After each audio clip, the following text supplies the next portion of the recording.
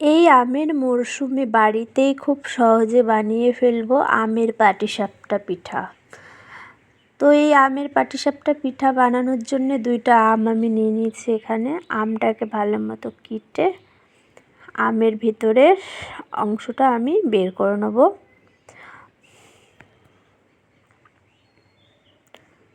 আমটা কেটে নিয়েছি, এবার একটা চামচের সাহায্যে আমটাকে বের করে নিচ্ছি। আমটাকে বের করে আমি একটা আমের পেস্ট বানিয়ে নিচ্ছি।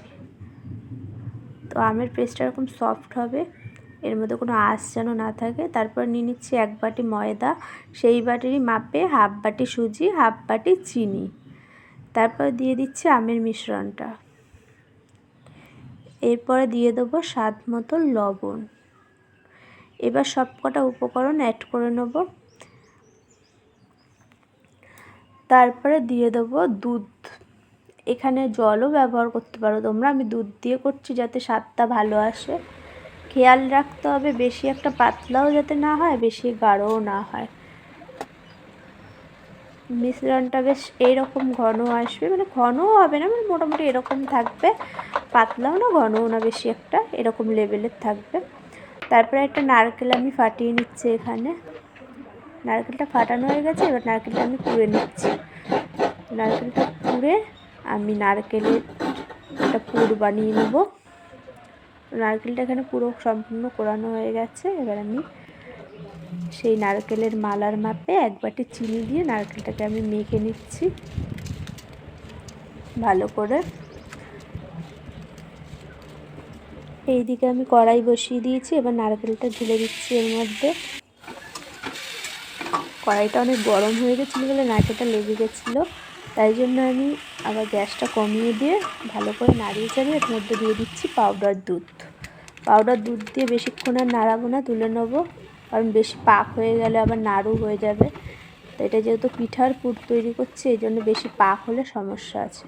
হয়ে গেছে। তারপরে আমি তাওয়া বসিয়ে দিয়েছি। তাওয়া গরম হয়ে গেছে। একটা বেগুনের বোটা আমি কেটে নিয়ে তেলটাকে ওর মধ্যে একটা বাটির মধ্যে তেল দিয়ে আমি ওটা গুলিয়ে নিলাম তাওয়ার মধ্যে। তারপরে একটা হাতা দিয়ে আমি পিঠাটাকে গোল করে বসিয়ে দিয়ে এবার নারকেলের পুরটা দিয়ে আমি পিঠাটাকে বানিয়ে নিচ্ছি। এরকম আস্তে আস্তে করে করবে যাতে পিঠাগুলো না ভাঙে। একটা পিঠাও আজকে আমি ভাঙবো না, তোমরা সব দেখতেই পারবে। প্রত্যেকটা পিঠা এইভাবে আমি সুন্দর করে বানিয়ে নিচ্ছি। তোমরা যদি মনে করো যে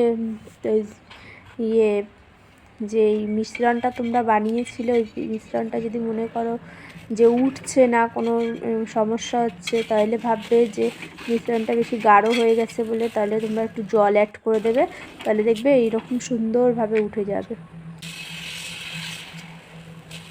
প্রতিটা পিঠাই আমার দেখো কি সুন্দরভাবে উঠছে, কোনো সমস্যা হচ্ছে না, একটা পিঠাও ভাঙবে না। প্রত্যেকটা পিঠা এইভাবেই সুন্দর করে আমি তৈরি করে নিচ্ছি দেখো।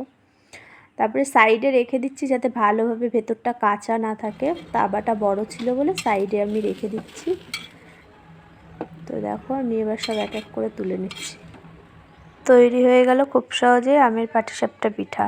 তো আজকের রেসিপিটা কেমন লাগলো কমেন্টস করে অবশ্যই জানিও, আর আমাদের নতুন পেজটাকে ফলো করে দিও।